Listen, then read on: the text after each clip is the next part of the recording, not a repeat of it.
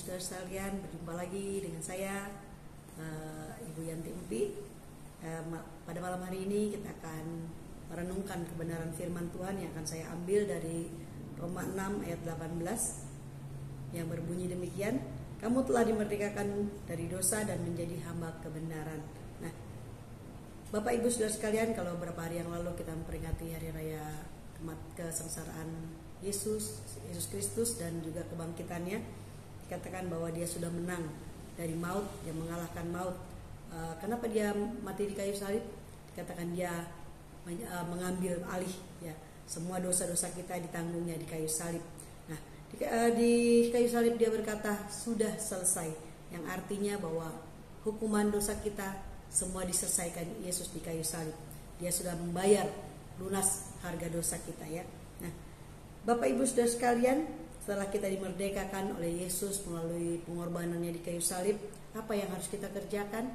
Kita hidup di dalam kebenaran tentunya ya. Dikatakan bahwa jangan lagi kita menuruti hawa nafsu kita, hidup dalam kedagingan.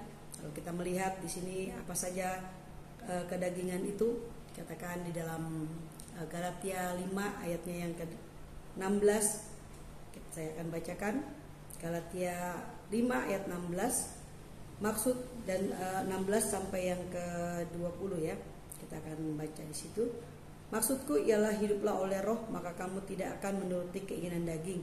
Sebab keinginan daging berlawanan dengan keinginan roh, dan keinginan roh berlawanan dengan keinginan daging. Karena keduanya bertentangan, sehingga kamu setiap kali tidak melakukan apa yang kamu kehendaki. Akan tetapi jikalau kamu memberi dirimu dipimpin oleh roh, maka kamu tidak hidup di bawah hukum Taurat. Perbuatan daging telah nyata, yaitu percabulan, kecemaran, hawa nafsu, penyembahan berhala, sihir, perseteruan, perselisihan, iri hati, amarah, kepentingan diri sendiri, percideraan, roh pemecah, kedengkian, kemabukan, pesta pora, dan sebagainya. Jadi Bapak Ibu Saudara sekalian, bahwa kita sudah dimerdekakan, jangan lagi kita menoleh ke belakang ya. Apa yang kita sudah lakukan mungkin di masa lalu ya, itu semua Tuhan sudah membayar lunas dosa-dosa kita, pelanggaran kita. Apa yang harus kita kerjakan? Bahwa kita memandang ke depan, kita memandang Yesus yang sudah menebus, membayar lunas harga dosa kita ya. Dia membebaskan kita. Betapa sulitnya kalau kita masih hidup di dalam tekanan, di dalam bayang-bayang kehidupan masa lalu kita ya. Tapi mari kita mengarahkan kehidupan kita ya, rohani kita bangun di atas kebenaran firman Tuhan, sehingga kehidupan kita tidak lagi menjadi konsumsi orang-orang di luar sana yang tidak benar ya, tapi kita boleh menjadi terang, menjadi garam bagi orang-orang sekeliling kita. Apa yang harus kita kerjakan? Dikatakan bahwa hiduplah dipimpin oleh roh ya. Kita mau hidup dipimpin oleh roh Allah. Dikatakan di situ ayat yang dalam Galatia 5 ayat yang ke-22. Katakan tetapi buah roh ialah kasih, sukacita, damai sejahtera, kesabaran, kemurahan, kebaikan, kesetiaan, kelemah lembutan, penguasaan diri ya. Jadi keinginan daging bertentangan dengan keinginan roh. Kita bisa pilih, kita mau hidup dalam kedagingan kita terus, atau kita mau dipimpin oleh Roh Kudus ya. Tentunya kita di dalam kehidupan kita mau mempunyai karakter Kristus dalam kehidupan kita. Apa karakter Kristus? Yaitu penuh kasih, penuh belas kasihan ya. Itulah yang harus kita kerjakan. Apa yang Yesus lakukan, kita kerjakan dalam kehidupan kita. Kalau kita melihat bagaimana kehidupan Yesus selalu menjadi berkat bagi banyak orang ya, lalu hidupnya menjadi teladan bagi orang lain. Dia selalu penuh dengan kasih dalam kehidupannya. Nah, Bapak Ibu Saudara sekalian, kalau kita melihat juga bahwa kematian Yesus ya, selain membebaskan kita, dan juga dia memberikan kita kalau zaman dulu orang itu ada batasnya ya, manusia tidak bisa berbicara langsung dengan Allah ya, karena ada penyekatnya ya. Tapi dikatakan bahwa ketika Yesus mati di kayu salib, ketika dia menyerahkan nyawanya kepada Bapa, dia tiba-tiba dikatakan bahwa ada gempa bumi, dan juga tirai bait Allah terbelah dua ya. Nah, kenapa tirai bait Allah terbelah dua? Bahwa Yesus mati di kayu salib menggenapi hukum Taurat ya. Jadi kita lagi tidak hidup di bawah hukum Taurat. Nah, di sini bagaimana Tuhan sudah membebaskan kita, memerdekakan kita, bahwa yang tadinya kita harus kalau mungkin zaman sekarang kita harus titip doa kepada pendeta ya, kepada gembala ya. Betapa repotnya seorang gembala ketika harus masuk ruang Maha Kudus membawa membawa permohonan doa umat-umatnya ya. Tetapi ketika Yesus mati di kayu salib, bahwa tidak ada lagi batasan antara Allah dengan manusia ya. Bahwa kita tabir bahwa Allah terbelah menjadi dua, itu adalah menggambarkan bahwa kita sudah dibebaskan oleh Yesus, dimerdekakan, sehingga kita dapat langsung kita punya permohonan kepada Tuhan, kita berbicara langsung kepada Allah.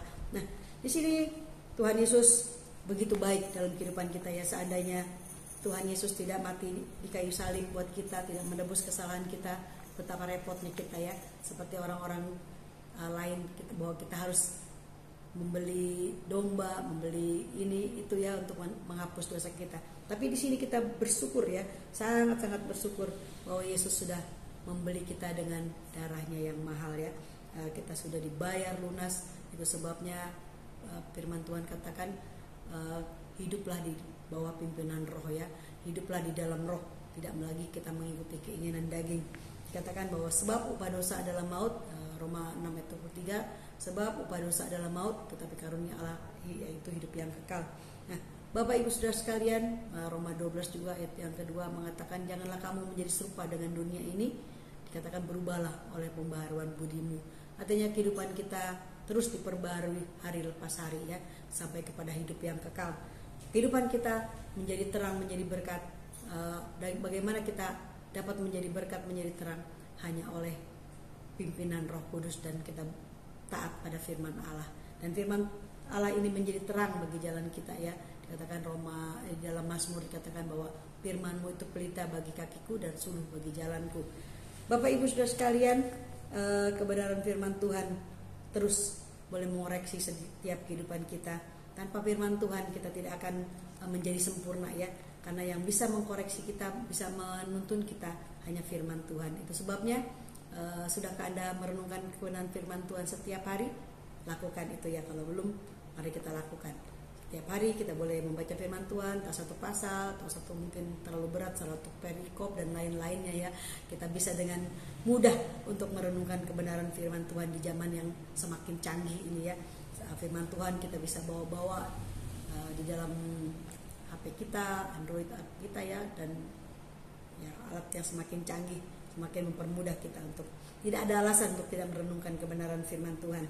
Nah, Bapak Ibu Saudara sekalian, pada malam hari ini firman Tuhan yang saya bawakan, bahwa kemerdekaan yang kita sudah dapat jangan kita terus abaikan ya, jangan kita abaikan. Nah, kemerdekaan bagaimana yang Tuhan berikan, bahwa kemerdekaan yang bertanggung jawab ya. Kalau negara kita sudah dimerdekakan, bahwa kita yang pelajar, kita mengisi kemerdekaan kita dengan belajar, dengan bekerja, dengan hal yang positif tentunya ya. Nah, begitu juga kekristenan, ketika kita sudah dimerdekakan oleh Yesus, kita dibebaskan oleh Yesus, mari kita mengisi kehidupan kita dengan melakukan firman Tuhan ya. Seringkali kita mudah untuk mendengar, mudah untuk membaca, tapi kita tidak bisa melakukan. Tapi firman Tuhan katakan, baca firman Tuhan, renungkan dan lakukan. Itulah yang harus kita kerjakan dalam kehidupan kita ya. Jadi dalam kehidupan kita mari pada malam hari ini terus kita renungkan kebenaran firman Tuhan. Apa yang Tuhan mau dalam kehidupan kita. Bahwa ketika kita lemah, firman Tuhan menjadi kekuatan. Ketika kita jatuh di dalam dosa, ingat bahwa Yesus itu sudah mati bagi kita ya. Jadi jangan lagi kita hidup di dalam kelemahan kita. Tidak ada alasan, saya masih lemah, saya bukan malaikat, saya hidup ini. Tidak ada alasan untuk itu ya. Kita percaya bahwa Yesus mati bukan hanya dia iseng-iseng mati buat kita ya. Dia sungguh-sungguh mati membayar lunas harga dosa kita ya. Puji nama Tuhan. Biarlah renungan pada malam hari ini yang singkat ini menjadi berkat bagi kita semua. Bapak Ibu Saudara sekalian, mari kita terus menjadi pelaku-pelaku firman Tuhan di zaman akhir ini. Puji nama Tuhan, mari kita akan berdoa. Masuk di dalam doa, kita akan berdoa. Bapa di surga, kami bersyukur pada malam hari ini untuk kebenaran firman Tuhan. Kau yang sudah membebaskan kami dari pelanggaran-pelanggaran kami, dari dosa-dosa kami. Kau sudah mati bagi kami di kayu salib. Kau membayar lunas harga dosa-dosa kami. Terima kasih Bapa di surga, kami bersyukur pada malam hari ini kami menaikkan syafaat kami kepadamu, kami membawa bangsa dan negara kami, berkati pemerintahan yang ada, Bapak Jokowi serta wakilnya, para menteri, anggota DPR, DPD, berkati juga pemerintahan provinsi, kabupaten, kota, berkati kota Bekasi Tuhan, bupati yang ada serta jajarannya, Tuhan memberkati lurah RT RW di Kabupaten Bekasi di semua, Tuhan memberkati, berkati gereja-gereja Tuhan yang ada dari berbagai denominasi, memberkati juga lembaga-lembaga gereja baik PGI, PGPI, Katolik, Advent, semua Tuhan memberkati, biar kami boleh menjadi terang di kota Bekasi ini, di kota kami. Terima kasih Tuhan. Kami berdoa juga Tuhan untuk saudara-saudara kami, mereka yang akan merayakan hari raya mereka Tuhan, hari Idul Fitri. Tuhan juga terus memberkati mereka dengan sukacita dan sejahtera yang mereka butuhkan. Tuhan memberkati. Terima kasih Bapak di surga, memberkati juga pekerjaan Tuhan yang ada di tempat ini. Tuhan memberkati Bapak Gembala, Ibu Gembala, berkati jemaat yang ada, yang mereka dalam kelemahan berikan kekuatan, yang sakit Tuhan sembuhkan, mereka semua yang dalam pendidikan Tuhan berikan hikmat akal budi, anak-anak kami yang bekerja terus, pemuda remaja, berkati pekerjaan mereka, pergaulan mereka. Terima kasih Bapak di surga, pada malam hari ini kami bersyukur untuk kebaikan Tuhan, penyertaan Tuhan bagi setiap kami. Apapun masalah yang kami hadapi, Tuhanlah jawaban bagi persoalan hidup kami. Terima kasih Tuhan, kami bersyukur pada malam hari ini. Sebentar kami akan berpisah Tuhan, sebelum kami berpisah, kami akan menerima berkat Tuhan. Mari Bapak Ibu Saudara sekalian, arahkan hati dan pikiran kita kepada Tuhan dan terimalah berkat Tuhan. Telah berkat kasih karunia dari Allah Bapa di surga, pertolongan cinta kasih dari Tuhan kita Yesus Kristus, serta persekutuan Roh Kudus-Nya akan menyertai kita dari saat ini sampai Maranatha, di dalam nama Tuhan Yesus. Haleluya. Amin. Selamat malam, Tuhan memberkati. Shalom.